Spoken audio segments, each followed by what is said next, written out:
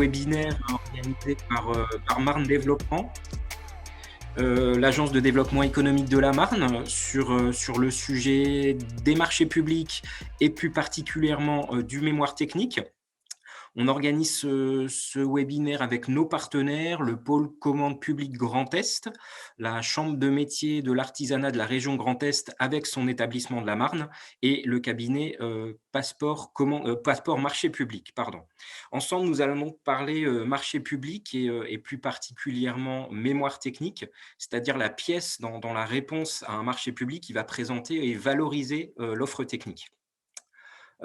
Avant cela, juste rapidement quelques mots d'introduction pour présenter Marne Développement et le contexte dans lequel nous vous proposons aujourd'hui cet atelier. Donc Marne Développement, c'est l'agence de développement économique de la Marne. C'est un outil collectif au service du développement économique. On est financé et cette association réunit l'ensemble des acteurs du développement économique à l'échelle de la région et du département, la région Grand Est, le département, la chambre de commerce et d'industrie, la chambre de métiers, ainsi que les 14 intercommunalités de la Marne. C'est donc un outil collectif au service des entreprises et notre mission principale, c'est le développement des entreprises existantes aujourd'hui dans la Marne. Il y a quelques mois, nous avons justement été sollicités par certaines entreprises qui souhaitaient s'engager dans la réponse à des marchés publics, mais qui, par méconnaissance peut-être du sujet ou par difficulté parfois, n'y allaient pas ou hésitaient. Et parallèlement, on a également été sollicité par certains élus locaux qui se désolaient que les entreprises du territoire ne répondent pas aux marchés publics. En parallèle de cela, la région Grand Est a élaboré sa stratégie de développement économique, le Business Act, dans laquelle les marchés publics ont été fléchés comme un levier important du développement économique. C'est la raison pour laquelle Marne Développement a engagé une série d'ateliers sur ce sujet, dans le but de dédramatiser un peu la thématique, de partager des conseils, des bonnes pratiques et de rapprocher les entreprises et les acheteurs publics. Ce webinaire d'aujourd'hui est donc le troisième de la série. Et pour ce parcours, nous sommes accompagnés par le pôle commande publique Grand Est de Grand Innov Plus, c'est l'agence d'innovation de la région, représentée aujourd'hui par sa directrice Ophélie Garnier, à qui je vais passer la parole dans quelques secondes, après un petit rappel des règles du jeu de ce webinaire. Donc, vous l'avez vu, vous n'avez pas la possibilité d'activer vos vidéos. Par contre, vos micros fonctionnent et vous aurez la possibilité tout au long de ce webinaire de poser vos questions. Donc, il suffira de vous signaler dans ce sens. En revanche, lorsque vous ne souhaitez pas vous exprimer, je vous remercie de fermer vos micros pour éviter tout bruit parasite. Donc, Ophélie, je vous cède la parole. Merci Stéphane, bonjour à tous. Donc voilà, Ophélie Garnier, alors responsable du pôle commande publique Grand Est chez Grand Innov Plus, effectivement, et je vais partager mon écran puisque j'ai quelques diapos à vous présenter. Alors, est-ce que ça fonctionne? Partager. Ça fonctionne. Si je mets la bonne diapo, ce sera mieux. Voilà. Donc voilà, merci. Je remercie évidemment Marne Développement pour l'organisation de ce webinaire qui nous permet de présenter à la fois le réseau commande publique Grand Est et surtout qui permettra aux entreprises de la Marne d'y voir un peu plus clair sur ces questions de marché public. Alors, juste pour présenter un peu le volet institutionnel, donc au sein de l'agence Grand Innov Plus, qui est donc l'agence d'innovation et de prospection internationale de la région Grand Est, qui est financée par la région et par la CCI Grand Est, il y a plusieurs dispositifs et le dispositif dont j'ai la responsabilité s'appelle Commande publique Grand Est. L'objectif du dispositif Commande publique Grand Est, c'est d'accompagner et de renforcer les capacités des entreprises sur la commande publique, sur l'ensemble du Grand Est. Donc, comme vous l'imaginez, on ne va pas le faire tout seul et c'est pour ça qu'on est en train de créer ce qu'on appelle le réseau commande publique Grand Est, en s'entourant de tous les acteurs du développement économique des territoires dans le Grand Est, donc que vous voyez ici, les chambres consulaires, chambres de commerce, chambres de métiers, chambres d'agriculture, les agences de développement économique comme Marne Développement, la Banque des Territoires et BPI, et également la CRES pour ce qui concerne l'économie sociale et solidaire. Et ce réseau est piloté par la région Grand Est et par la préfecture de région Grand Est. Il a été un premier acte de fondation au mois de mars, et on va signer la convention de partenariat officielle au 7 décembre. Concrètement, à quoi sert ce réseau? À promouvoir la commande publique, à la fois régionale et nationale, auprès des entreprises du Grand Est. Savoir que c'est un marché, hein, dans le Grand Est, c'est 5,3 milliards d'euros la commande publique à disposition des entreprises, donc il faut y aller. Objectif 2, c'est de renforcer les capacités des entreprises du Grand Est pour accéder à la commande publique, donc par le biais d'actions comme ce matin, des webinaires, des documents d'information, des outils, tout ce qui peut être à votre service pour vous permettre de remporter des marchés. On a un objectif sur le dialogue public-privé pour favoriser le dialogue entre entreprises et acteurs publics. Alors peut-être ce sera une occasion aujourd'hui s'il y a des acheteurs publics parmi l'audience. Et puis enfin, quatrième objectif qui concerne moins les entreprises, mais qui vise à favoriser les échanges entre les acteurs publics sur la thématique des achats dans le Grand Est, pour développer des bonnes pratiques, et notamment développer des bonnes pratiques pour permettre d'avoir des marchés publics qui soient plus vertueux, plus respectueux de l'environnement, et aussi plus faciles à répondre pour les entreprises. Voilà pour les quelques mots d'introduction institutionnelle. Je crois que la parole va être ensuite passée à Lise Pesta pour présenter justement au sein du réseau Commande Publique Grand Est concrètement comment les actions se mettent en place pour aider les entreprises. Voilà. Merci. Merci Ophélie. Lise, c'est à toi pour la Chambre de métiers Grand Est. Bonjour à tous. Donc, Madame Pesta, merci beaucoup pour cette invitation. Merci pour l'organisation. Je représente aujourd'hui la Chambre de métiers de la région Grand Est et son établissement de la Marne, qui était censé être représenté, mais qui a eu un petit contretemps. Donc, voilà. Donc, pour préciser un petit peu, moi, je suis un des points info du réseau commande publique Grand Est pour la Chambre de métiers sur le territoire, l'ensemble du territoire du Grand Est. Donc, qu'est-ce que c'est qu'un point info? Autrement dit, moi, je suis la personne ressource pour les artisans du Grand Est qui souhaiteraient être accompagnés ou qui auraient une question relative au marché public.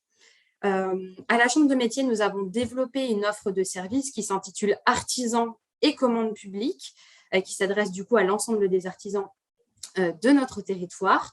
Cette offre de service, elle est 100% prise en charge. Ça signifie que vous pouvez prendre contact avec moi et bénéficier de l'ensemble de nos prestations sans qu'il vous soit demandé à aucun moment une contrepartie financière.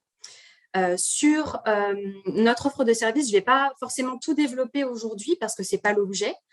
Sachez en tout cas qu'on a différents formats d'accompagnement individuel, collectif, du conseil, de l'accompagnement technique, de la formation, des temps d'information, des temps de rencontre aussi avec les acheteurs publics près de chez vous. Moi, ce que je vous invite à faire, c'est que je vais vous mettre mes coordonnées dans le chat. Je sais qu'il y a des artisans parmi nous. N'hésitez pas à prendre contact avec moi et à faire le point par téléphone ou par mail sur vos attentes, peut-être vos appréhensions relativement au marché public, vos contraintes, et puis on essaiera de trouver ensemble la solution d'accompagnement qui sera la plus adaptée à votre situation, à votre secteur d'activité et à vos attentes. Voilà. Je vous remercie et je vous mets mes coordonnées dans le chat. N'hésitez pas à me contacter.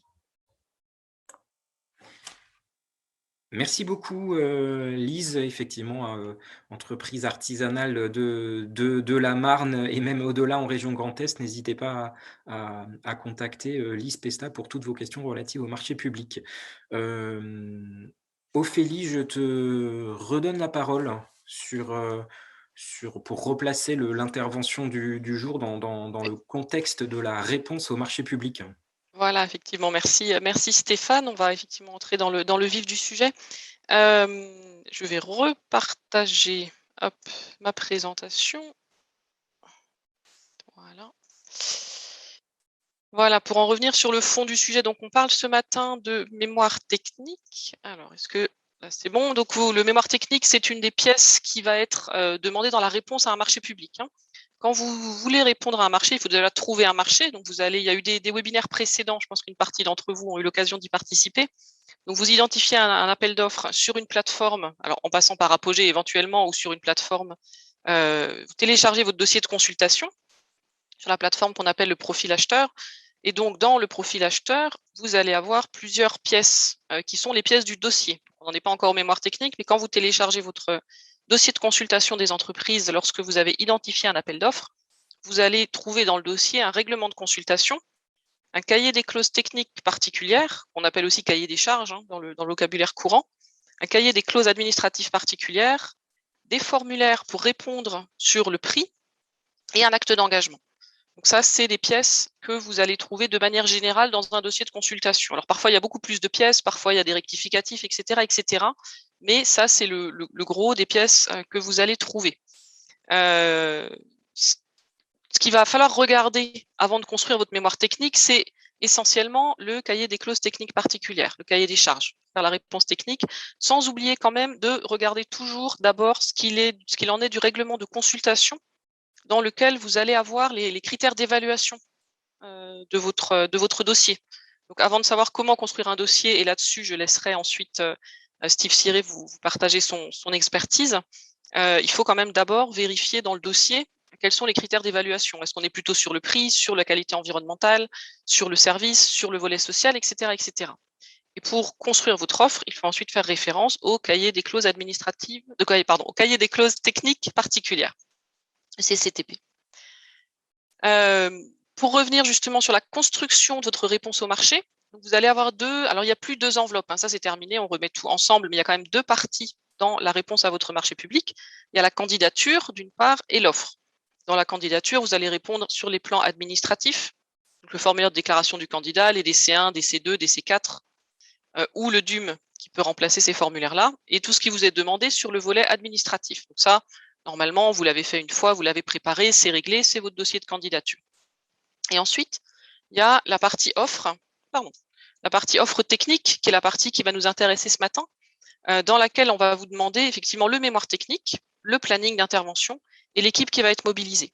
C'est ça qu'on va appeler l'offre technique, et c'est là-dessus, sur la construction de ce mémoire technique, qu'on va travailler ce matin. Ensuite, il y a les autres pièces relatives au prix, et ça qui sont des pièces formalisées, il n'y a pas grand-chose à réfléchir en matière de construction, si ce n'est de bien répondre aux demandes qui sont formulées.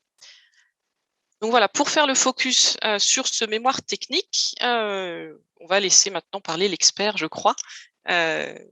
Pour ma part, je voulais vous introduire ça pour que vous compreniez bien quelle est la part du mémoire technique dans la réponse. Ça ne fait pas tout, mais ça fait beaucoup, puisque c'est là que vous mettez en valeur l'expertise de votre entreprise. Du coup, c'est à moi. C'est à vous, Steve, vous êtes l'expert du jour.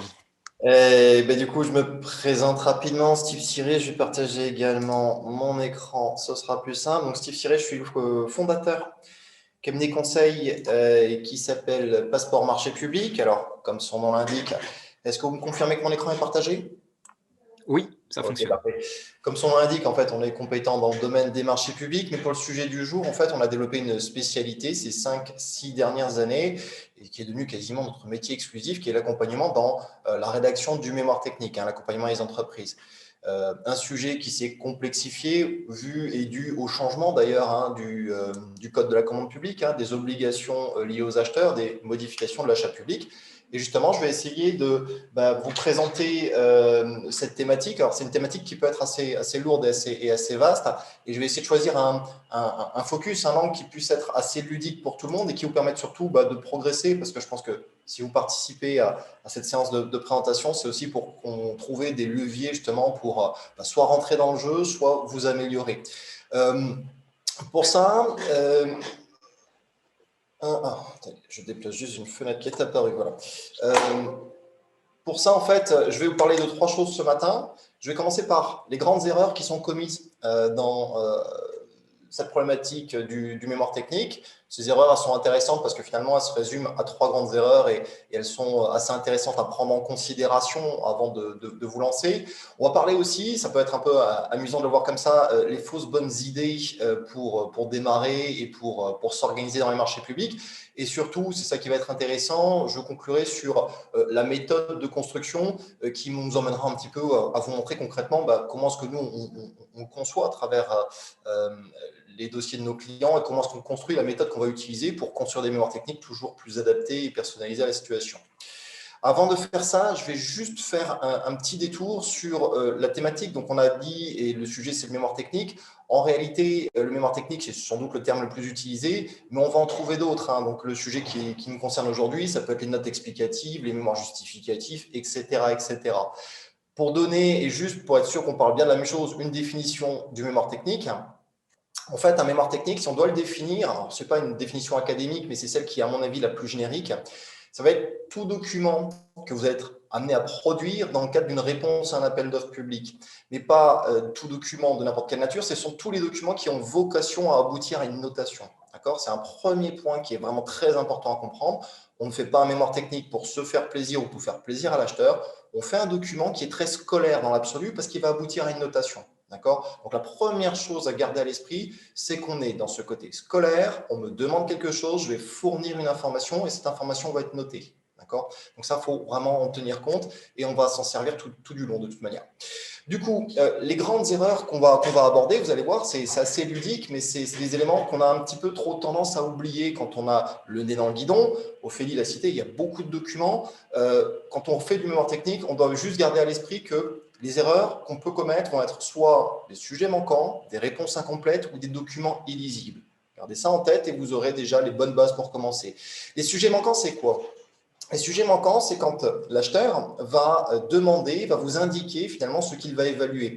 Ophélie l'a cité tout à l'heure, il y a un document qui s'appelle le règlement de la consultation. Et dans ce document, l'acheteur vous précise quels sont les points d'évaluation qu'il va vous imposer.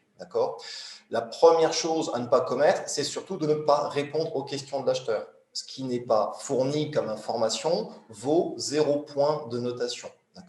Les sujets manquants, on a l'impression comme quoi c'est quelque chose qu'on ne fait pas. Quand nous, on fait des audits de clients, c'est une chose qu'on trouve très, très régulièrement. L'acheteur pose une question, la question soit ne vous intéresse pas ou vous ne l'avez pas vue, vous n'y répondez pas, l'acheteur va être dans l'embarras, il ne pourra de toute manière donner aucun point sur le sujet. Donc, la première chose sur laquelle il faut bien se concentrer, c'est quand l'acheteur pose une question et indique un critère de notation, partez du principe qu'il sera obligé de le noter. On ne peut pas se permettre de ne pas le mettre. Donc, on respecte déjà ce que l'acheteur nous a demandé. Le deuxième point, c'est plus sournois, j'ai envie de dire, c'est ce qu'on appelle les réponses incomplètes. Les réponses incomplètes, c'est quoi? C'est tout simplement le fait de démarrer une réponse à une question formulée par l'acheteur. Je vous prends un exemple qui est un peu caricatural, mais qui est encore assez fréquent, où l'acheteur va vous demander, par exemple, de démontrer, de faire la démonstration de vos moyens humains. Et on a encore certaines entreprises, et malheureusement plus proches du monde de l'artisanat, qui se contentent de répondre nous serons 3. 3 personnes ne constituent pas une réponse complète au sujet moyen humain. Quand bien même vous mettez des noms et des prénoms. Ce que l'acheteur peut rechercher dans ces zones-là, ça va être éventuellement une expérience, une organisation, une compétence, la preuve de tout ça par des CV, etc. Une réponse complète, en fait, ne se satisfait pas d'une ligne sur un papier, pas systématiquement, des fois ça peut l'être, mais donc il faut faire attention à ce qu'on appelle donc les réponses incomplètes. On pense qu'on a commencé à répondre, mais on n'a pas fourni ce que l'acheteur attendait en arrière-plan. Problématique des réponses incomplètes en termes de notation, c'est que ça va apporter non pas 0, mais ça va apporter tout simplement moins de points de notation. J'accentue vraiment la présentation sur la notation parce que c'est quelque chose qu'il faut vraiment prendre en considération. Ça ne sert qu'à se faire noter et chaque réponse que j'apporte, je dois avoir en tête qu'elle doit apporter finalement la note maximale possible par rapport déjà à ce qui est demandé. Derrière les réponses incomplètes se cache un dernier problème qui est une vraie réalité aussi. Et peut-être, je crois qu'on a des représentants du corps public avec nous aujourd'hui, ils pourront peut-être en témoigner, mais la dernière grande erreur qui va être commise, ce sont les documents dits illisibles. Alors, un document illisible, c'est quoi? Beaucoup d'entreprises pensent que parce qu'elles ont couché sur le papier une information noyée au milieu d'un paquet d'autres informations, celle-ci va et doit apporter des points, que l'acheteur va forcément le voir. Dans les faits, ce sont des êtres humains comme tout le monde et par définition, ce qui est illisible ne sera pas vu, pas noté et donc va apporter une perte de points. Donc, la qualité du document, ça peut paraître un petit peu superflu, mais l'esthétique du document, la façon de le présenter, la façon d'amener les sujets est également un point important pour permettre de rendre l'information intelligible par celui qui va vous évaluer, par votre évaluateur. Donc, Si on fait un résumé des 3 grandes erreurs déjà, chose importante, donc les sujets manquants, les réponses incomplètes et les documents illisibles sont les erreurs de base. Sauf que ça va laisser naturellement place à une seule chose, et ça aussi, il faut bien le comprendre, ce que nous on appelle la valeur objective de l'offre. C'est-à-dire que l'évaluateur, ce qu'il va noter une fois que les informations sont vraiment présentes sur le papier, va noter ce que vous avez mis sur le papier. La valeur objective, c'est quoi? C'est tout simplement le fait que, si je reprends mes moyens humains, je viens avec une équipe de 2 personnes et en face, ils viennent à une équipe de 50. Objectivement, avec 50 personnes, celui qui va acheter la prestation a plus de garantie qu'avec celui qui présente 2 personnes. D'accord? La valeur objective. Et c'est également ça que va noter l'acheteur. On a tendance un petit peu à l'oublier. Nous, on parle vraiment dans les premières erreurs, ce qui est même pas oublié, d'accord, ce qui est éliminatoire de fait, mais ensuite derrière, naturellement, il y a tout ce qui va dépendre un petit peu d'ailleurs du CCTP, tout ce qui va entrer dans votre chiffrage, la valeur objective de l'offre qui sera également évaluée, d'accord.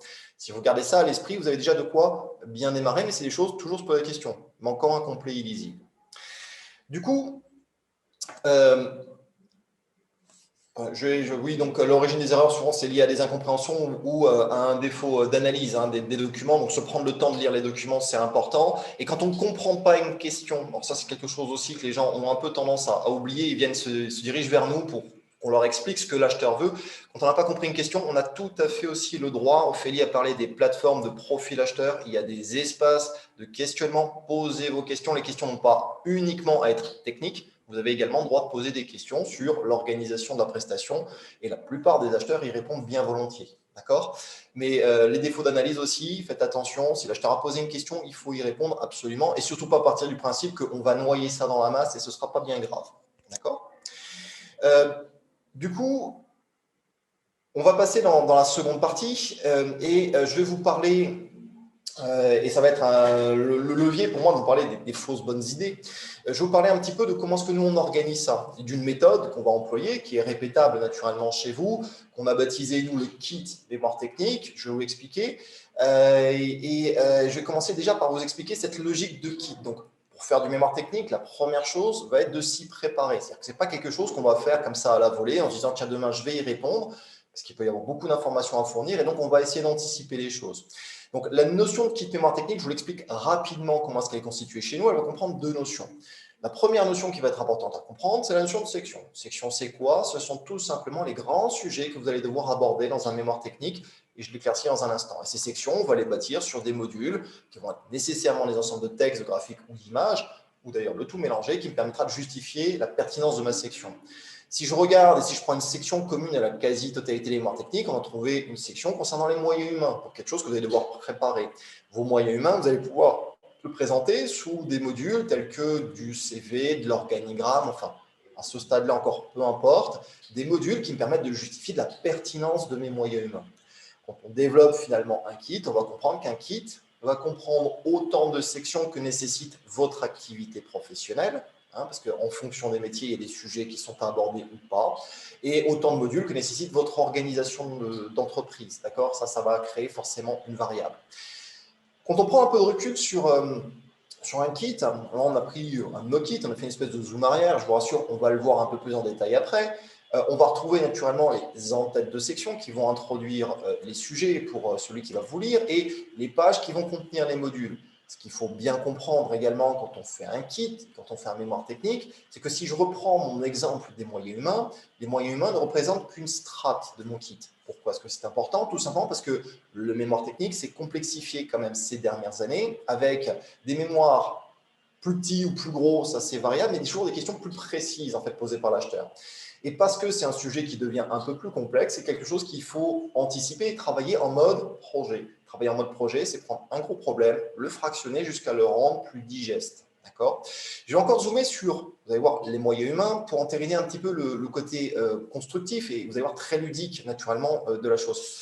Quand on zoome sur les moyens humains, on va retrouver naturellement les modules qui ont été faits pour une entreprise, d'accord? Donc c'est variable d'un métier à un autre, d'une entreprise à un autre, peu importe. Ce qui est important à comprendre, c'est quand on va créer un module, quand on va préparer, quand on va anticiper tout ça, on va faire attention à 3 grands paramètres. Le premier de ces paramètres, ça va être d'éviter les hors-sujets. Alors, pourquoi est-ce qu'on évite les hors-sujets? Ce qu'il faut comprendre, c'est que quand nous, on débute, en tout cas une prestation avec un nouveau client, on commence par auditer les anciens mémoires techniques. Dans les anciennes mémoires techniques, on finit souvent par trouver donc ce hors-sujet qui pose un problème du point de vue de l'évaluateur, celui qui doit vous noter. La question, quand on est évaluateur et qu'on tombe sur un hors-sujet, est de savoir est-ce que l'on continue à lire ou pas. D'accord ? Ce qu'il faut comprendre aussi à ce niveau-là, c'est que en tant qu'évaluateur, on n'a pas systématiquement le même profil. D'accord ? Les évaluateurs sont différents, c'est des gens différents, et vous avez des gens plus pragmatiques que d'autres. Vous avez des gens qui sont des fois noyés sous une masse de mémoire technique. Partez du principe que l'évaluateur, il note pas que votre seule mémoire technique. Dans un appel d'offres où il y a 5 lots et 10 entreprises qui répondent par lot, c'est 50 mémoires techniques à traiter. Il faut partir du principe que celui qui vous note, il a également une masse d'informations à gérer. Et quand on arrive sur un hors-sujet, est-ce que je continue à lire ou pas? Naturellement, si j'arrête de lire, là, il y a une perte sèche d'informations. D'accord ? Ce problème arrive bien souvent, et c'est ça les fausses bonnes idées, en partant d'un mémoire type. Des entreprises qui se disent que je vais construire une trame finie et définitive, que je vais systématiquement récupérer, et je vais juste vite fait changer le nom du client là-dedans, parce que comme ça, il aura l'impression que c'est personnalisé. D'accord ? Le mémoire type, ça marchait il y a 10-15 ans en arrière, c'était très accessible. Aujourd'hui, c'est pas mal sabré parce que ce n'est pas adapté à la situation, ce n'est pas fait pour. D'accord ? Donc, les mémoires types, fausse bonne idée. À côté de ça, donc, derrière le hors-sujet, on va trouver un autre élément qui est important à comprendre quand on prépare finalement son kit, c'est de créer, si possible, les modules les plus indépendants les uns des autres. On va voir, l'idée ici, c'est une logique constructive, naturellement, et qui part d'un principe qui est le plus courant dans les mémoires techniques, qui est que pour construire du nouveau mémoire, on a tendance à faire appel à d'anciens mémoires techniques. Alors, les anciens mémoires techniques, c'est une demi-fausse bonne idée. Pourquoi ? Parce que déjà, ça demande de se souvenir des anciens mémoires techniques, de les retrouver. Donc ça, c'est déjà un temps qui peut être considérable à fouiller. Et surtout, le problème des anciens mémoires techniques, c'est qu'en tout état de cause, un mémoire technique a été fait pour un appel d'offres donné. Et de le récupérer, soit ça va vous prendre du temps pour détricoter les choses et l'adapter à votre nouveau mémoire technique, soit vous êtes en manque de temps, parce que le temps est un paramètre vital dans le mémoire technique, soit vous êtes en manque de temps, vous introduisez un module complet, mais qui va introduire du hors-sujet. D'ailleurs, c'est comme ça qu'on revient d'ailleurs au premier phénomène. Et le hors-sujet, comme on l'a déjà traité, ça peut être quelque chose qui peut être très gênant pour celui qui vous lit. D'accord ? Donc, les anciens mémoires techniques, c'est bien, mais ce n'est pas parfait. L'idée d'un module, c'est de le cloisonner pour naturellement faire un meilleur usage, plus rapide, plus simple à réemployer. La troisième propriété, c'est la propriété la plus importante. Je l'ai déjà dit, on va ici travailler pour faciliter la notation. Faciliter la notation, pourquoi ? Parce que votre mémoire technique, avant de devenir contractuelle, et encore si tant est qu'il le devienne, c'est même pas une obligation pour un mémoire technique, il ne va servir qu'à une chose, c'est obtenir une notation. Quand on va travailler un module, on va toujours se poser la question, mais quel est l'aspect du sujet que l'acheteur peut évaluer et comment est-ce que je lui apporte cette information ? Le module, du coup, quand on va le travailler pour la notation, on va travailler deux éléments importants aussi à comprendre. Le premier élément, c'est le fond. Le fond, c'est quoi ? Ou plutôt, le fond, c'est qui ? Le fond, c'est vous. C'est ce que vous avez à proposer. C'est la méthodologie, la matière, le matériel que vous proposez qui va justifier de la pertinence de votre prestation. Le problème du fond, c'est que si c'est mal présenté et donc illisible, déjà traité tout à l'heure, ça ne passera pas. Et ça ne sera pas vu, ce ne sera pas lu, ce ne sera pas noté. Et donc, pour ça, on va devoir naturellement travailler également la forme. D'accord ? Il y a un côté très scolaire dans tout ce que je vous décris là, mais la forme est importante. La forme va être importante tout simplement pour rendre le fond intelligible, d'accord ? Permettre à celui qui vous évalue et qui va évaluer plein d'autres mémoires d'accéder rapidement à l'information et de la noter pour ce qu'elle vaut, pour ce que vous lui proposez. D'accord ? Ici, les deux grands problèmes sur lesquels on a l'habitude d'intervenir, c'est d'un côté, ce n'est pas péjoratif de le dire comme ça, mais d'un côté, ce que j'appelle le manque d'imagination. Le manque d'imagination, c'est l'acheteur a posé une question, je ne comprends pas totalement ce qu'il a demandé et je ne sais pas quoi lui proposer. D'accord ?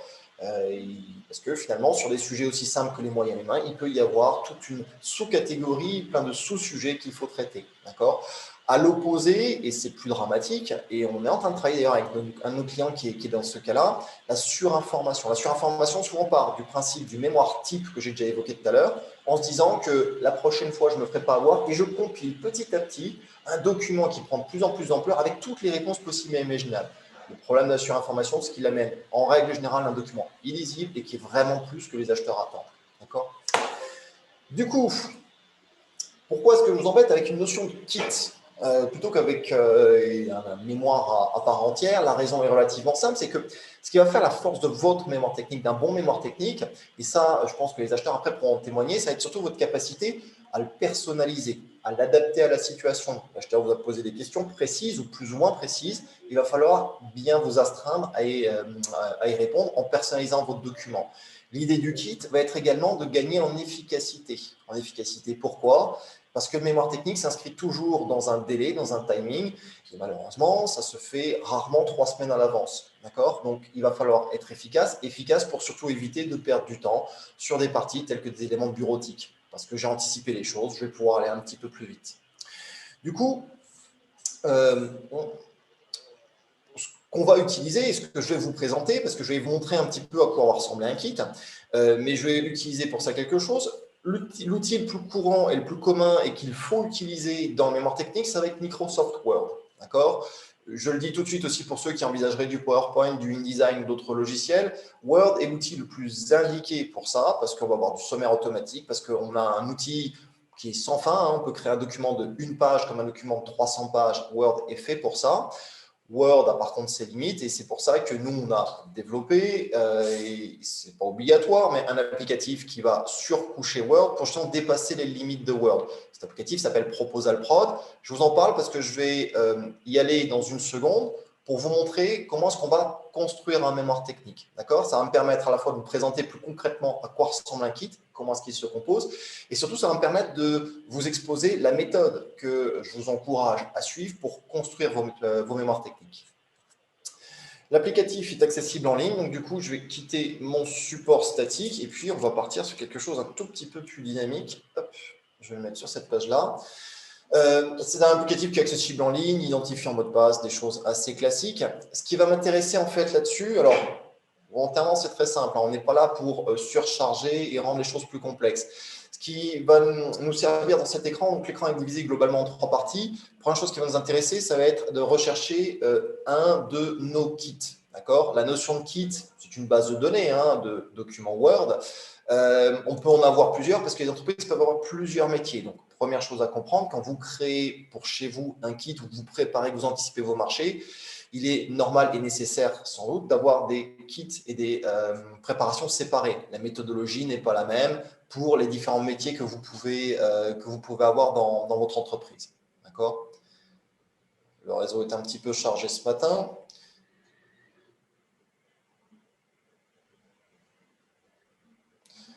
On a le droit à l'effet de démonstration ce matin.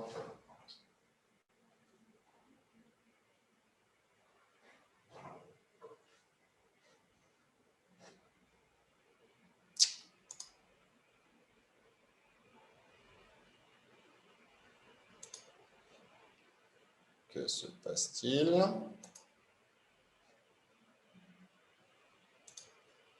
Attendez.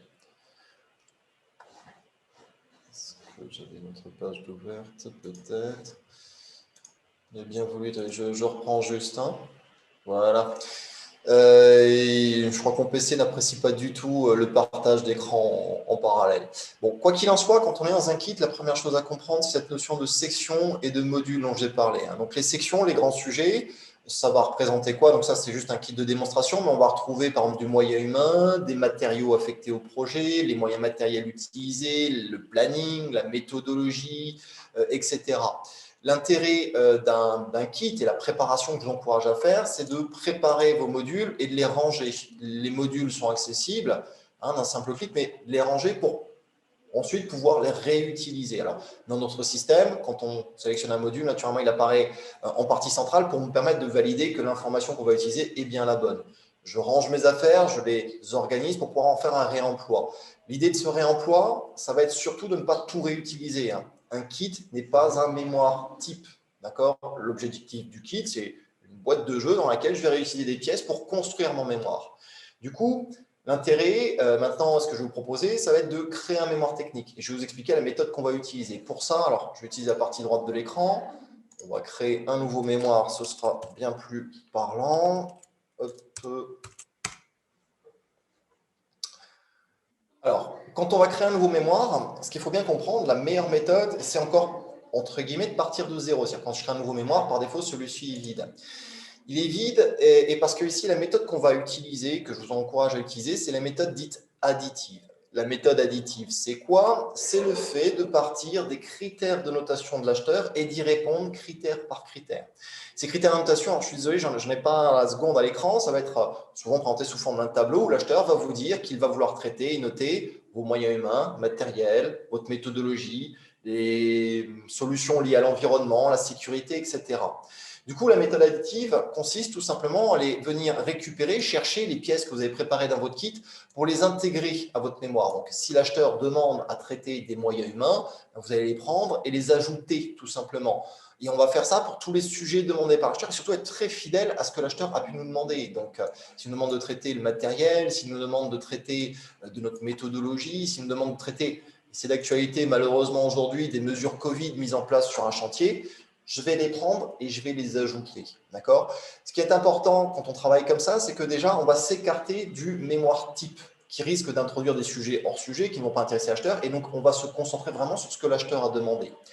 Ce qui va être également important à comprendre, c'est que quand je copie finalement, quand je déplace les choses, je vais créer un duplicat de mes modules, c'est que éventuellement j'ai préparé des choses qui ne sont pas forcément attendues par l'acheteur.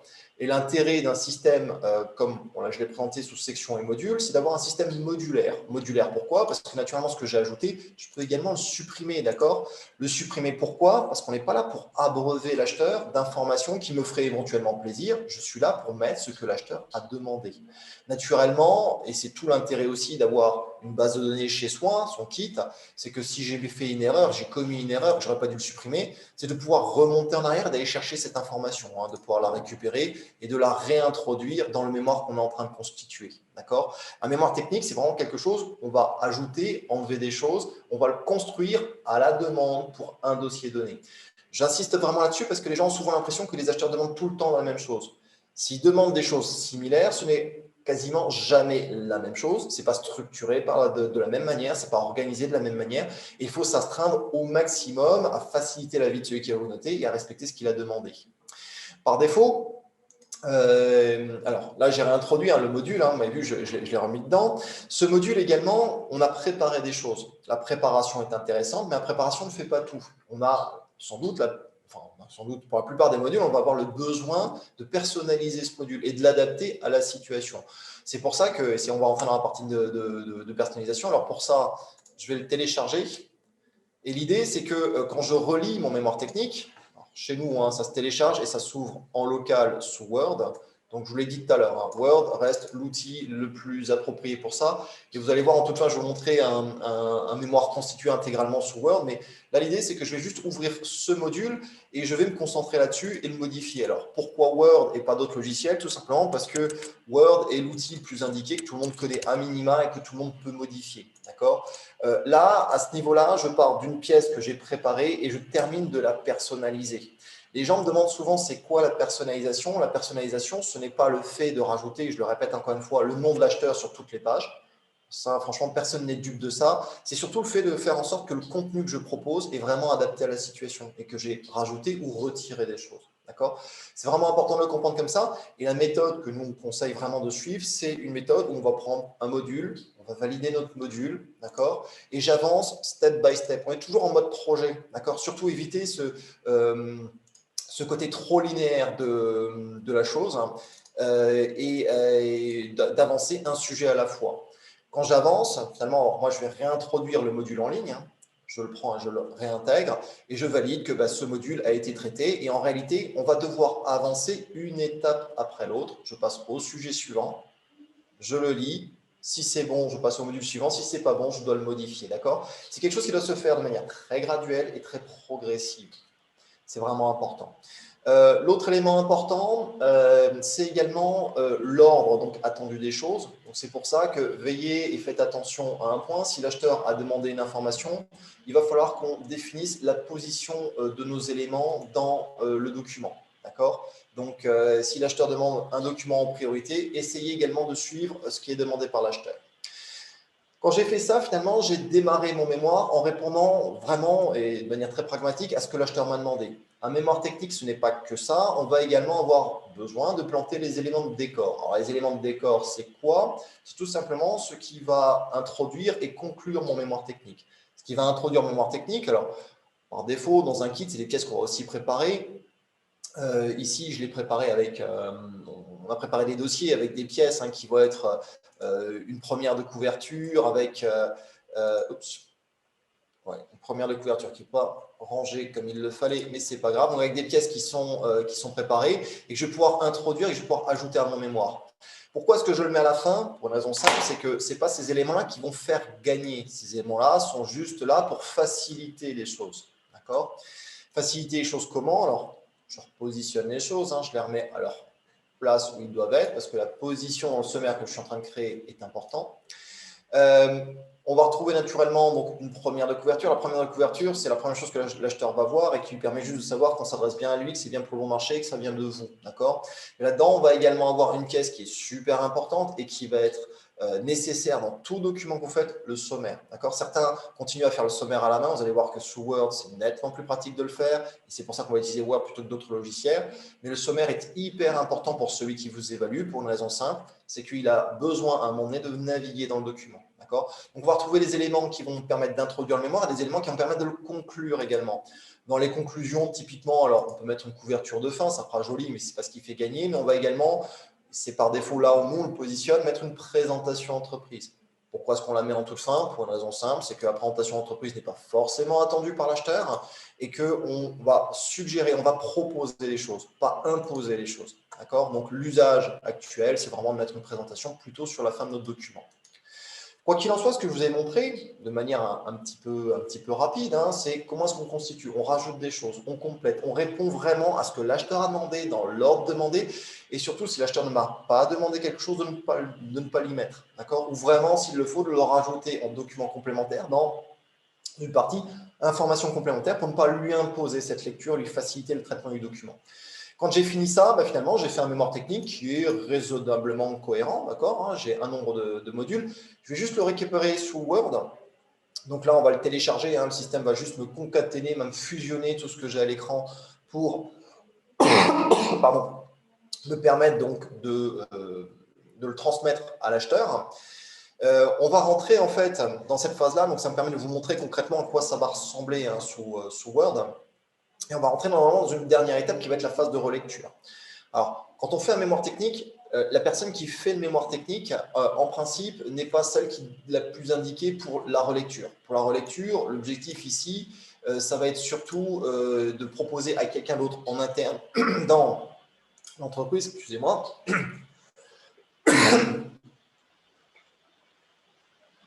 Pardon. C'est de proposer à quelqu'un d'autre dans l'entreprise de prendre le document et de le relire et de se positionner en tant qu'évaluateur. D'accord? En tant qu'évaluateur, ça veut dire quoi? C'est-à-dire qu'on va prendre les critères de notation. J'insiste vraiment là-dessus parce que le mémoire technique, il répond vraiment aux critères de notation et les données qui sont à l'intérieur dépendront de votre chiffrage qui, lui, est issu du CCTP. Je suis désolé, j'en perds ma voix.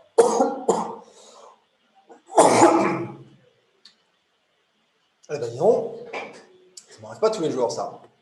Donc, quoi qu'il en soit, quand on en est à ce stade-là, l'objectif, relire le mémoire et vérifier, en se positionnant comme l'évaluateur, que les éléments que je propose sont bien faciles à appréhender, répondent bien à ce que j'ai demandé dans l'ordre que j'ai demandé. Et surtout, je corrige encore ce que je dois corriger à ce moment-là. D'accord? La personnalisation, c'est vraiment ça. C'est de prendre le temps de se dire qu'il y a une erreur quelque part, il y a des éléments que je ne veux pas faire apparaître. Et c'est tout l'intérêt d'être sous Word, de pouvoir encore modifier tout ce que l'on souhaite modifier, l'ajuster au mieux, corriger ce qui doit être corrigé et de le faire pour que ça corresponde vraiment à ce que l'acheteur a pu nous demander. Une fois qu'on a fini ça, l'objectif de toute fin va être de retourner sur notre sommaire. J'en ai parlé. Donc, le sommaire, c'est quelque chose qu'on met à jour en toute fin. Et encore une fois, un des grands intérêts de Word dans le sommaire, dans les mémoires techniques va être la possibilité de mettre à jour son sommaire automatiquement et simplement. D'accord? C'est vraiment important. C'est important pourquoi? Je vais encore vous montrer ça sous un PDF parce que finalement, c'est en PDF qu'on va fournir notre document. C'est très, très rare qu'on fournisse le document sous Word dans un autre logiciel ou autre format, sauf si ça devait être exigé par l'acheteur. On va fournir un document en PDF parce que dans le PDF, on va essayer également de fournir des éléments de lecture pour faciliter en fait la vie de votre évaluateur. Le problème de l'évaluateur, c'est qu'on s'adresse à une personne qu'on ne connaît pas forcément. C'est même plutôt rare de connaître cette personne. Cette personne peut être totalement technophile ou pas du tout. D'accord? Technophile ou pas du tout, ça veut dire quoi? Ça veut dire que dans le document, je dois proposer différents niveaux de lecture. Par défaut, ce qu'on peut aussi faire, et c'est pour ça que Word est un outil génial, on peut générer dans un PDF une table de signés, ce qui va s'apparenter à un sommaire dans un document PDF, qui va permettre en fait à votre évaluateur de naviguer dans le document facilement. D'accord? Pourquoi est-ce que c'est important? Pour une raison simple. Il faut bien comprendre une chose, c'est que celui qui vous évalue, de principe, quand il fait son métier convenablement, il ne prend pas un mémoire technique, et va l'évaluer de A à Z. On ne prend pas un mémoire technique et on lui dit ça vaut 12 sur 20, je passe au suivant. L'évaluateur, il est normalement formé pour prendre les critères de notation et se dire, très bien, je vais prendre les moyens humains et je vais comparer ces moyens humains les uns par rapport aux autres. Parce que le mémoire technique, on rentre dans une compétition, on rentre dans un comparatif. D'accord? Et donc, votre évaluateur a besoin de naviguer et de voyager dans votre document de manière la plus simple possible. Donc, première partie, première solution, des éléments dynamiques. Deuxième partie, qu'on va également proposer, et encore une fois, tout l'intérêt de Word, un sommaire qui doit être paginé. Paginé pourquoi? Parce qu'aujourd'hui, et d'autres pourront peut-être témoigner juste après, à ma connaissance, à chaque fois que j'échange avec des évaluateurs, il y en a encore plus de la moitié qui impriment les documents. Qui impriment les documents pourquoi? Parce que ce n'est pas facile de noter sur un ordinateur. Et l'idée, c'est qu'on va également qu'on doit retrouver impérativement une pagination qui nous permet d'avoir quelque chose de simple à évaluer, de simple à noter, peu importe le niveau de la personne. Word également permet d'avoir des éléments cliquables et dynamiques. Donc voilà. L'idée ici, toute votre démarche doit être donc de répondre à ce que l'acheteur a demandé et de lui permettre de faciliter son évaluation en lui apportant le document le plus simple à noter et le plus agréable également pour lui, parce que le but du jeu n'est pas de l'agacer. Tout agacement est peu productif dans le cadre des marchés publics et des mémoires techniques. D'accord? J'en dis pas plus là-dessus. Je pense que du coup, donc, le mémoire technique, c'est quelque chose qui s'adapte à chaque entreprise, qui se construit ensuite pour chaque évaluateur. Et donc voilà. Pour ma part, je suis arrivé au bout de ma présentation et je voulais vous proposer, s'il y a des questions, de vous exprimer et j'y répondrai volontiers, moi ou les autres participants. Merci beaucoup, Steve. Merci et bravo d'être arrivé au bout avec votre voix. Oui, là, je ne sais pas ce qui s'est passé.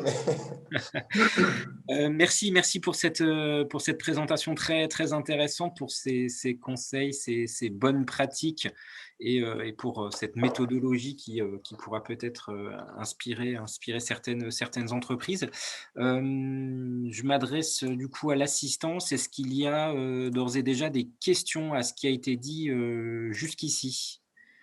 Je vous rappelle que vos micros peuvent être activés, que vous avez la possibilité de poser vos questions en direct à Steve Ciré notamment.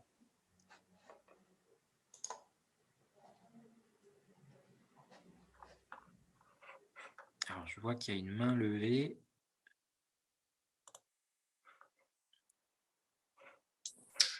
Bonjour. Monsieur Girard.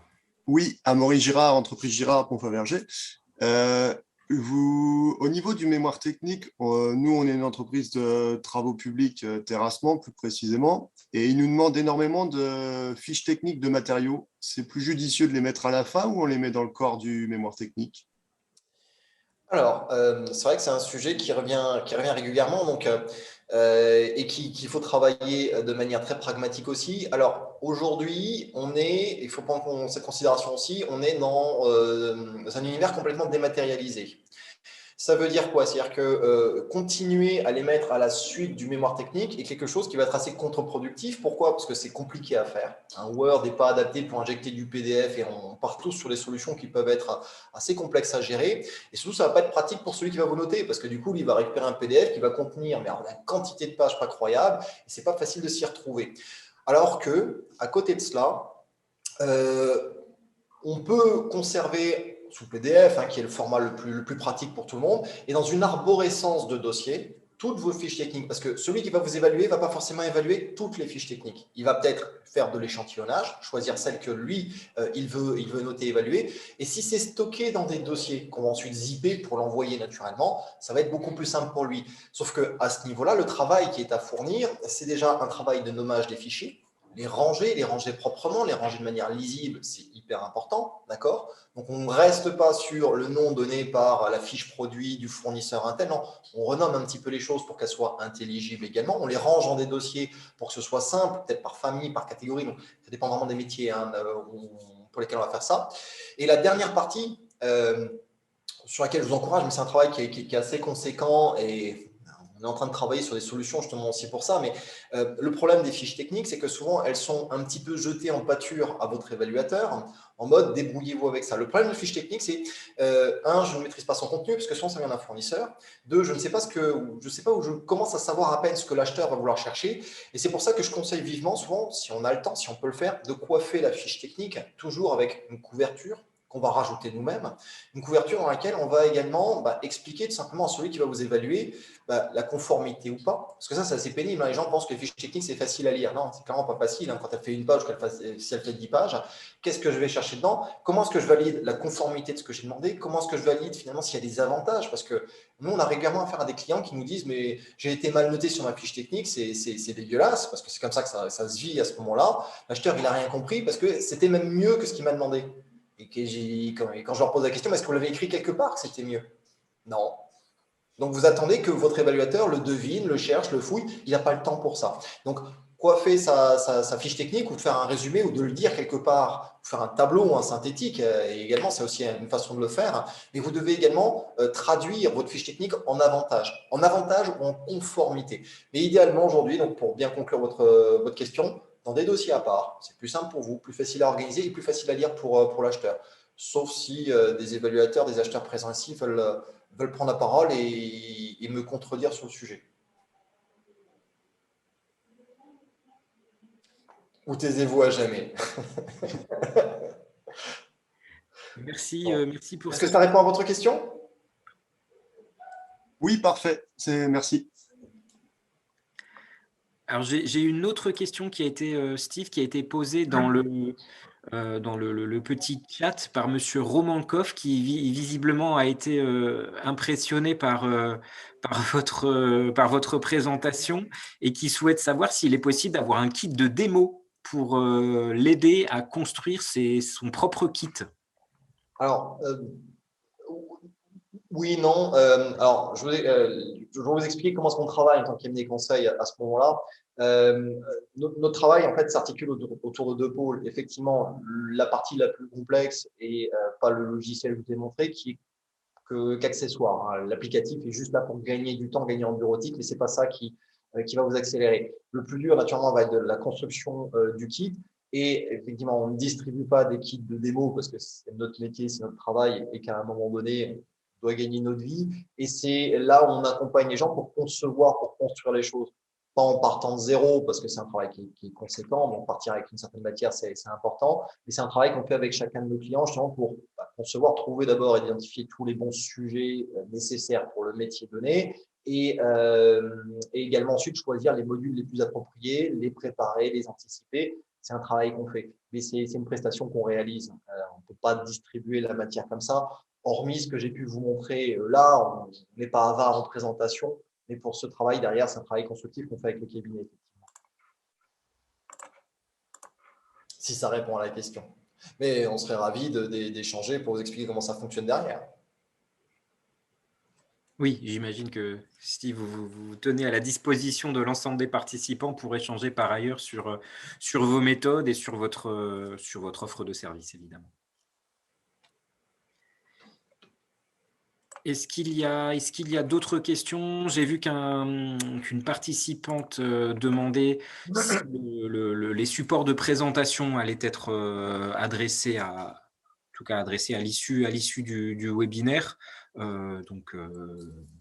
Oui, hein, c'est tout à fait possible. Le PowerPoint ou la vidéo. Je ne sais pas si vous avez enregistré la vidéo. On enregistre, oui.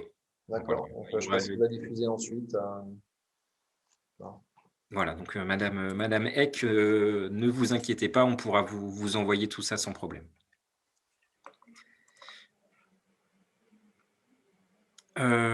Autre petite question, vos coordonnées, Steve, est-ce que vous avez la possibilité peut-être de les afficher dans le chat? Oui, effectivement, je ne l'ai pas anticipé, c'est pas bien. Il faut que je retrouve le chat d'abord. Si vous départagez votre Ça partie, doit être ça, oui. oui, Voilà, on partage. c'est plus facile comme ça, je pense. Voilà, effectivement, bien vu.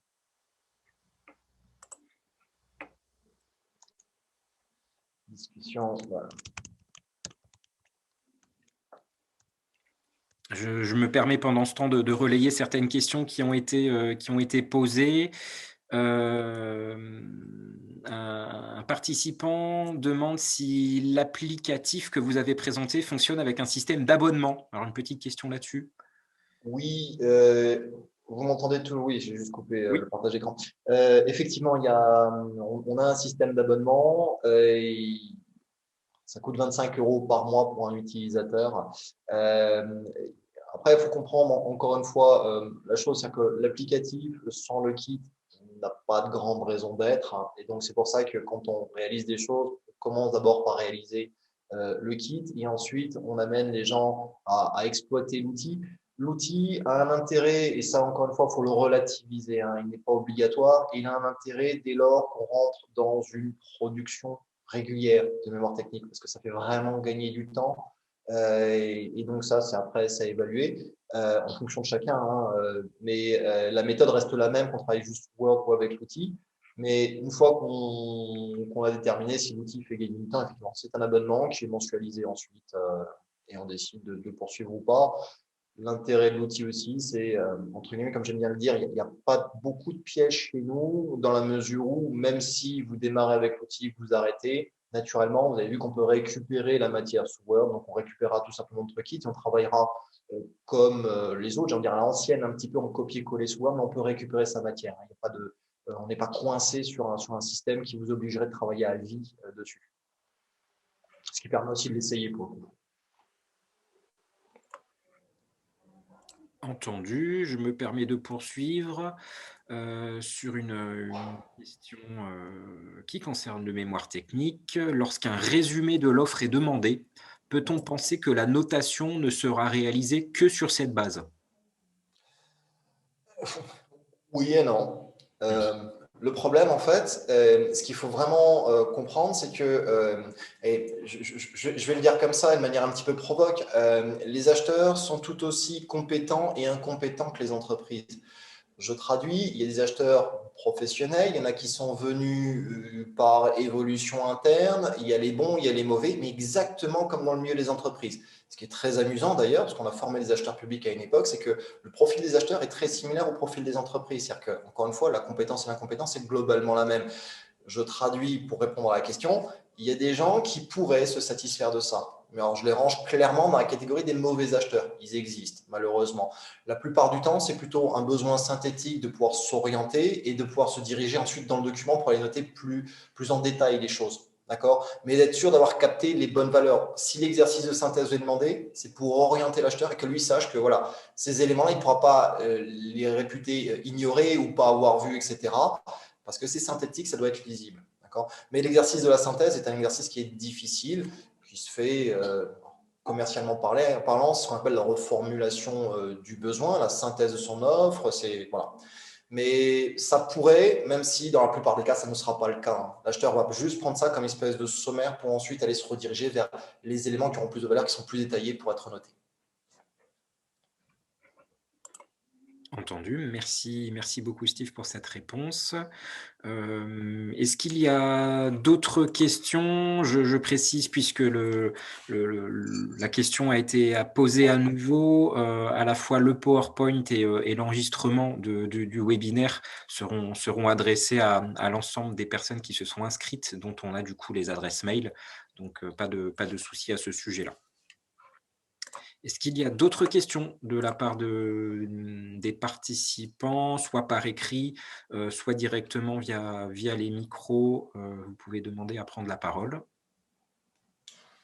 Et évidemment, hein, je précise, mais cela va de soi, l'ensemble des intervenants du jour, hein, que ce soit l'ISPESTA pour la Chambre de métier et de l'artisanat de la région Grand Est, que ce soit le pôle commande publique Grand Est qui était représenté par Ophélie Garnier, que ce soit Steve Ciré, se tiennent à votre disposition pour toute question, pour tout renseignement et pour tout conseil à l'issue du webinaire.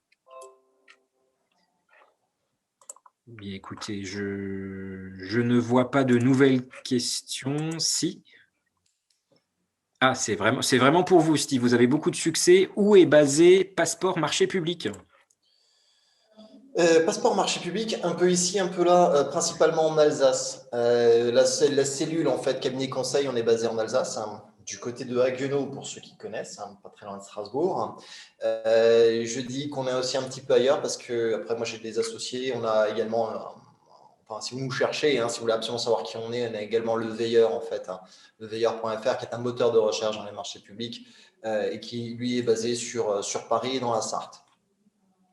Mais globalement, ça n'a pas d'impact particulier pour une raison simple. Et le Covid a mis un coup d'accélérateur encore à tout ça. Donc, je ne le remercie pas, mais enfin, ça a fait évoluer les choses en tout cas.